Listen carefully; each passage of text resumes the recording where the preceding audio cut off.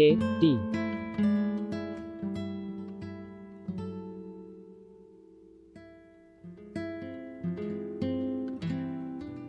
लेखक Manish Sharma, art editor Tanushree Roy Paul, Devedu Sarkar ड्रंक artist, Mahesh Somvanshi colour artist, Naina के आभार, श्रेया पॉल, समय के एक छोटे HD, प्रेमी LORED, वही जितेंद्र की याददाश्त मीट जाना और उसे तरह तरह के भूतिया अनुभव होना अपनी जगह था।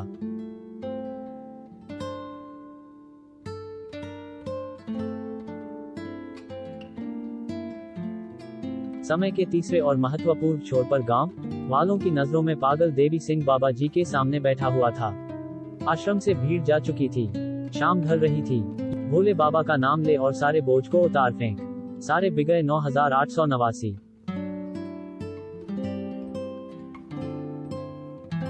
काम बन जाएंगे तेरे बाबा, मेरी जिंदगी बर्बाद हो गई है। मैंने जो किया है उसे तो भगवान भी माफ नहीं करेगा। चल बताना शुरू कर अपनी कहानी, हम भी देखें तेरा पाप कितना बड़ा है और वहीं से शुरू कर जो चित्र हमने देखा है। वो अपने दोस्तों के साथ नहर में नहाने फॉल्स।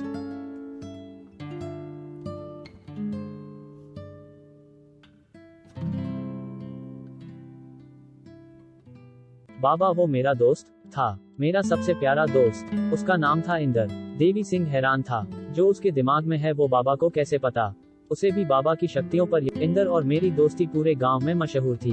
कहते थे कि अगर चोट देवी को लगती थी तो दर्द इंदर को होता था। इंदर बीमार होता तो देवी रात भर जगता था। हमारा रोज का काम था सूरज उगने से पहले उठ जाना और फिर जरूरी काम निपटा कर दोपहर को गांव के पास से बहने वाली नहर के पास मिलना और उसमें छलांगे लगाना। www.mk हुआ भाइयों में भी इतना प्यार नहीं होगा जितना हमारे बीच हुआ करता था। लेकिन एक शाम ऐसा कुछ हुआ कि हम दोनों में फर्क आ गया। फॉल्स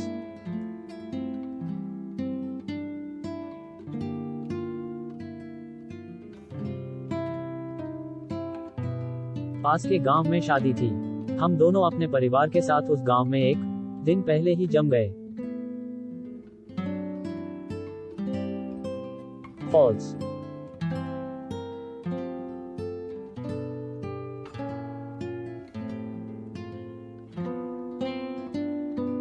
शाम को मैं और इंदर यूं ही गांव में घूमने निकले थे, तभी पानी भरने जा रही एक अनजान लड़की को हमने देखा। मुझे उससे देखते ही प्यार हो गया। वो सोडेल्स थी। इंदर, वो लड़की कौन थी इतनी सुंदर आसी। मुझे ये भी पता चल गया कि इंदर को भी वो भाग गई थी। मुझे बुरा लग रहा था। हाँ भाई, सुंदर तो वो थी, फिर भी मैं उस लड़की के पीछे पागल हो गया था, जबकि मुझे उसका नाम तक नहीं पता था।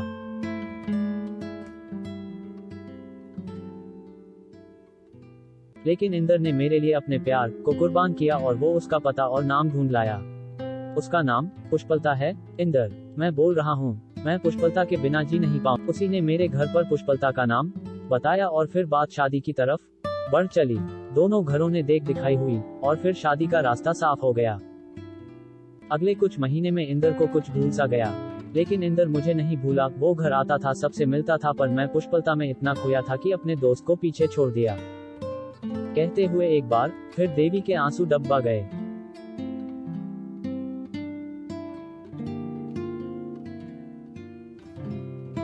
बाबा, इसी बीच हमने मन्नत मांगी थी कि जब हमारे घर संतान होगी तो हम बाबा केदारनाथ के दर्शन करके आएंगे। कोई 2 साल बाद गांव से एक दल केदारनाथ जा रहा था। अनूर 10 दिन बाद गंगा नदी के किनारे चलते चलते सी हमने देखा कि एक महामारी फैल रही थी।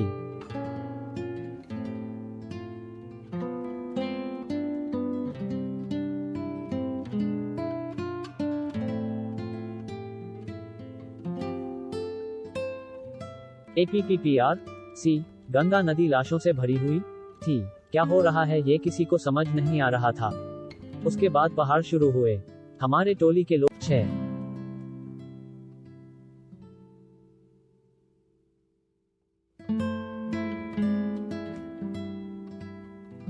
बुरी तरह खांसी, तेज बुखार जो उसकी चपेट में आ रहा था, वो उठ नहीं पा रहा था। हमें भी समझ नहीं आ रहा था कि बचें तो कैसे बचें। मास अमीनी TERZIANX हम चारों ने लोगों से दूरी बनाकर चलना शुरू किया। हमने देखा कि गांव के गांव खाली पड़े थे।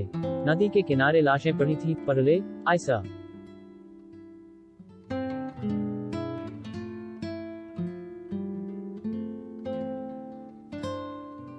हाँ बच्चे, वो बहुत बुरा साल था। पूरे साल हमने भी यहाँ सिर्फ मौत और मौत देखी थी। ऐसे बुरे दौर में ही इंसानियत का पता लगता है।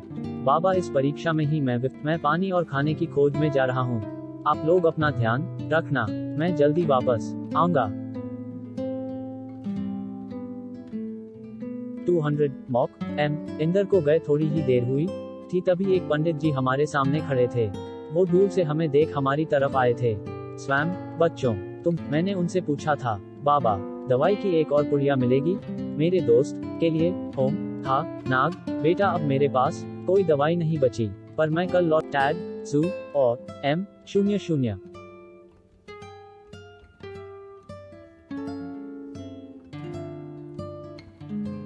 पंडित जी के जाने के बाद हमने बैठकर इंदर का इंतजार किया। वो कुछ देर में आया, लेकिन उसको बहुत तेज बुखार था। वो भी महामारी की चपेट में आ चुका था। 0।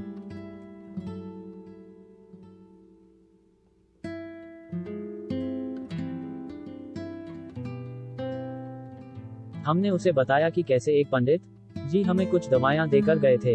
ये सुनकर उसे बहुत गुस्सा आया। इंदर, पंडित जी कल आ रहे हैं तुम्हारी भी दवाई लेकर। वाई। अगली सुबह बीती, दोपहर बीती, शाम हो गई। उसका पूरा बदन तप रहा था। मुझे लगा कि वो बचेगा नहीं और उसकी बीमारी हमारे परिवार को भी लग। फॉल्स।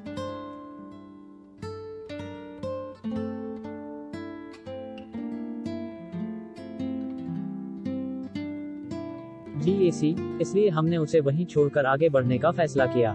जैसे ही हम चलने लगे तो उसने उठने की कोशिश की। M232।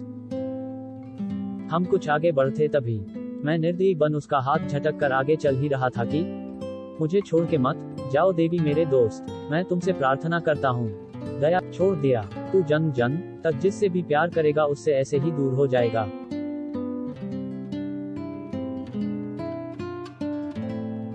उसने मुझे दे दिया था ऐसा भयानक श्राप।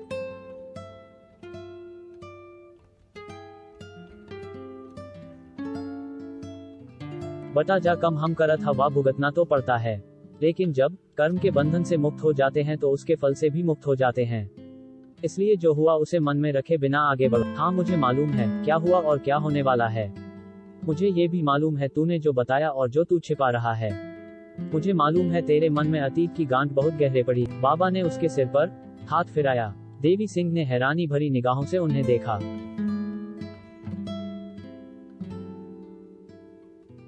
बाबा की आंखें बंद थीं और होंठ कुछ बुदबुदा रहे थे।